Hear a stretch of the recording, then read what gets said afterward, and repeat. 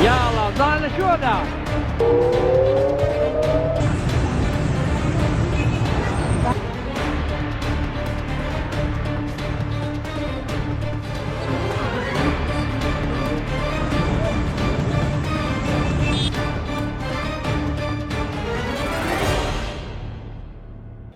Israel और America को यह लगता था कि शायद वो ईरान को अपनी ताकत से झुका लेगा और ईरान से अपनी बात मनवा लेगा, लेकिन ईरान जो बार बार यही बात दोहरा रहा था कि अगर तुमने छेड़ा तो छोड़ेंगे नहीं, और हुआ भी कुछ वैसा ही। एक हमले का जवाब ईरान ने 7 देशों पर हमले से दिया है। नमस्कार, मैं हूं आशीष त्रिपाठी आपके साथ, और मेरे साथ है मेरे सहयोगी मयंक। मयंक, 1 नहीं, 2 नहीं, 3 नहीं, 5 नहीं, पूरे 7 देशों पर हमला, ये क्या है? देखिए, बड़ा खबर आ रही है। ईरान ने जबरदस्त पलटवार किया है, और जिस तरह से हमले इजराइल और अमेरिका ने किए, फाइटर जेट से, टॉमहॉक मिसाइल से तेहरान में धमाके हुए, उसके बाद ईरान ने बड़ा पलटवार किया। सबसे पहला जो स्टेप था वो ये था कि इजराइल के ऊपर एक साथ 100 से ज्यादा मिसाइल्स फायर की गई, और बताया जा रहा है कि करीब 300 ड्रोन्स फायर कर दिए गए। और ईरान की तरफ से कहा गया ये तो अभी पहला बैराज है, यानी ये मिसाइल्स की पहली लहर है, और पहला रिप्लाई किया गया, जो कि इजराइल के कई शहरों में धमाके की खबरें आ रही हैं। इजराइल का डिफेंस सिस्टम उन्हें नहीं रोक पाया, तो पहला जवाब इजराइल को दिया गया।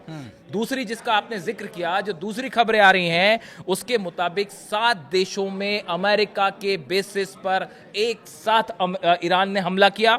अबू धाबी में, यानी कि यूएई में जो अमेरिकन बेस था उसको निशाना बनाया गया। इसके अलावा कुवैत में जो अमेरिका के फाइटर जेट्स जिस बेस पर थे उसको निशाना बनाया गया। बहरीन में नेवल बेस है अमेरिका का, उसको बताया जा रहा है बड़ा नुकसान हुआ है। इसके अलावा सऊदी अरब में भी देखिए, ईरान की तरफ से कहा गया था अगर हम पे हमला होता है तो जितने अमेरिका के बेसिस मिडिल ईस्ट में हैं सबको हम टारगेट करेंगे। हमारी दुश्मनी इन देशों से नहीं है, लेकिन अगर आप अपनी जमीन का इस्तेमाल या अपने एयर स्पेस का इस्तेमाल हमले के लिए देते हैं और आपकी जमीन पे अगर अमेरिका के फाइटर जेट्स हैं तो वो हमारे निशाने पे होंगे। यानी रियाद में, सऊदी अरब में भी ईरान ने मिसाइल्स बरसा दी हैं। इसके अलावा जॉर्डन, देखिए जॉर्डन वो देश है जहां पे सबसे बड़ा अमेरिका का फाइटर जेट्स का मूवमेंट हो रहा था। F-35 जेट्स थे, F-16 जेट्स थे, वाक्स प्लेन्स थे, रिफ्यूलिंग जेट्स थे, ये सब के सब वहां मौजूद थे। पेट्रियट लगाया गया था डिफेंस सिस्टम, थार्ड लगाया गया था, लेकिन इन सब के बावजूद जो खबरें आ रही हैं, जॉर्डन पर भी ईरान की मिसाइल्स गिरी हैं। और एक बार फिर अल उदैद बेस यानी कतर में, जिसको अमेरिका 12 दिन की जंग के दौरान भी ईरान ने निशाना बनाया था, एक बार फिर यहाँ पे मिसाइल से बड़ा अटैक। लेकिन अभी तक तो ये सब चल रहा था, जेनेवा में, यूएई में, सभी जगह चर्चा चल रही थी, बातचीत हो रही थी, टेबल पर आ रहे थे, विटकॉफ जा रहे थे, इधर से अरागची जा रहे थे, तो इतना सब कुछ चल रहा था, इतनी मूवमेंट, उसके बाद ये मिश्रा जी, ये स्थिति कैसे उत्पन्न हुई? देखिए, ये स्थिति कैसे उत्पन्न हुई, सबको ये बात जाननी चाहिए। ये सवाल सही है आपका। देखिए, हुआ ये, जो तीसरे दौर की बातचीत हुई जिनेवा में, हाँ। उसमें ट्रंप की तरफ से, यानी अमेरिका की तरफ से स्टीव विटकॉफ थे, जेरेड कुशनर थे, इनकी तरफ से 3 ऐसी डिमांड रख दी गई जो कि ईरान को कतई स्वीकार नहीं थी। पहली बात, अमेरिका ने ये कही कि साहब आपका जो जितना एनरिच्ड यूरेनियम है, हाँ। आप वो अमेरिका को दे दीजिए। हाँ। अब ये बात ईरान को कतई मंजूर नहीं, ना ईरान की सेना को मंजूर, किसी को मंजूर नहीं होगा कि अपना एनरिच्ड यूरेनियम आप अमेरिका को दे दे। ईरान ने मना कर दिया, साहब हम नहीं देंगे।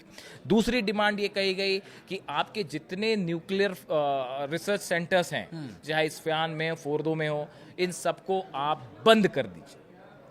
ईरान ने कहा भाई हमें अपनी सिविल एनर्जी की ज़रूरतों के लिए जो है वो हमें न्यूक्लियर एनर्जी की ज़रूरत है, मेडिकल फैसिलिटीज़ के लिए जो है ज़रूरत है न्यूक्लियर एनर्जी की, तो हम इसको पूरी तरह से बंद नहीं कर सकते। अगर आपको इंस्पेक्शन करना है आप आके करके देख लीजिए, हम बम नहीं बना रहे, आप चेक कर लीजिए, लेकिन हम इसको पूरी तरह से बंद नहीं करेंगे।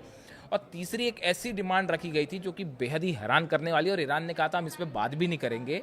ये कहा जा रहा अमेरिका की तरफ से, खासतौर पर इजराइल की तरफ से कहा गया कि ईरान अपनी मिसाइल्स की रेंज 400 किलोमीटर कर दे। तो अब ये एक ऐसी डिमांड थी जिस पे आप सिर्फ हंस सकते हैं। ईरान एक तरफ तो जो है ये खबरें आ रही हैं कि ईरान ने ICBM टेस्ट कर ली है, और वो पेंटागन की रिपोर्ट्स आ रही हैं कि मिसाइल्स जो है वो अमेरिका तक भी पहुंच सकती हैं अगले कुछ दिनों में। डोनाल्ड ट्रंप खुद वहां संसद में कह रहे हैं। तो कैसे ईरान इन शर्तों को मानता कि अपनी मिसाइल रेंज आप 400 और 500 किलोमीटर कर दीजिए? नतीजा ये था ईरान ने सब मांगे जो है वो ठुकरा दी। उसके बाद आज सुबह जो है डोनाल्ड ट्रंप का बयान आता है कि जो है ईरान ने हमारी बातें नहीं मानी, अब हम हमले का प्लान कर रहे हैं। पिछले 24 घंटे में करीब 10 देशों ने ईरान की जितनी फ्लाइट्स थी वो कैंसिल कर दी थी। एयर स्पेस पहले ही बंद हो चुका था। और उसके बाद फिर आज सुबह जो खबरें आई कि फाइटर जेट्स ने, इजराइल और अमेरिका के फाइटर जेट्स ने हमला कर दिया। लेकिन ये परिस्थितियां बनते बनते यहाँ पर अब चूंकि मिसाइल्स का आपने जिक्र किया, मुझे नहीं लगता कि जो मिसाइल्स का पूरा जखीरा ईरान के पास है ऐसा शायद उसके आसपास भी कोई हो। देखिए, जहां तक सवाल है क्योंकि ये सवाल इसलिए कि ये हमला इजराइल ने जो बयान दिया था कि ये जारी रहेगा, तो फिर ईरान की भी जवाबी कार्रवाई जारी रहेगी। बिल्कुल, एक तो उन बड़े सातों देशों पर कंटिन्यू ईरान ने वो करके दिखा दिया जो ईरान कई समय से कह रहा था। देखिए, जिस तरह से ईरान में लगातार मिसाइल टेस्ट हो रहे थे वो इस बात का इंडिकेशन थे।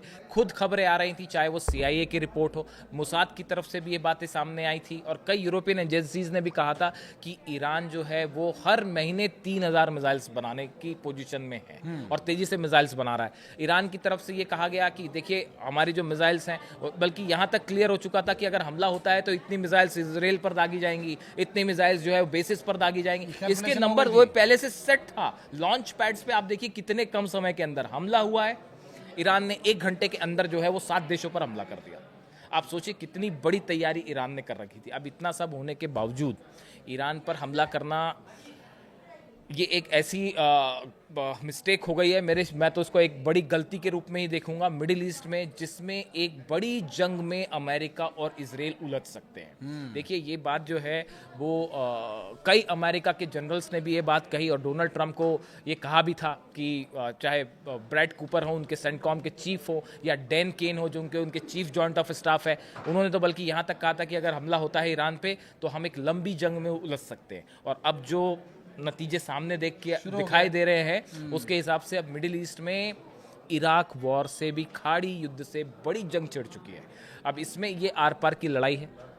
ईरान ने कहा था हम कोई लिमिटेड स्ट्राइक नहीं करेंगे, कि ये कोई फिक्सिंग नहीं करेंगे हम ऐसी कि भाई जो है कि बस हमला, एक तो हमला कर दिया और वो 2 दिन में लड़ाई हुई और सब खत्म हो गया। एक ऑल आउट वॉर होगा और ये एक बड़ी ऐसी जंग शुरू है जिसका अंत अब दिखाई नहीं दे रहा है और इसमें बड़ा नुकसान होगा इजराइल को। निश्चित रूप से, और इसका व्यापक असर पूरी दुनिया पर भी पड़ने वाला है स्वाभाविक रूप से। लेकिन इस तरह की जो परिस्थितियां हैं, क्या इससे पार पाने का कोई तरीका अभी बचा है? इसमें भारत की क्या भूमिका होगी आगे आने वाले समय में? क्या UN भी इस तरह के वॉर्स को लेकर के कोई अपनी प्रतिक्रिया या हस्तक्षेप कर सकता है, या फिर अमेरिका जो दावे करता है बार बार युद्ध रुकवाने के और युद्ध करने के, तो ट्रंप पहले से ही शौकीन है, क्या अब उनका शौक इससे पूरा हो पाएगा?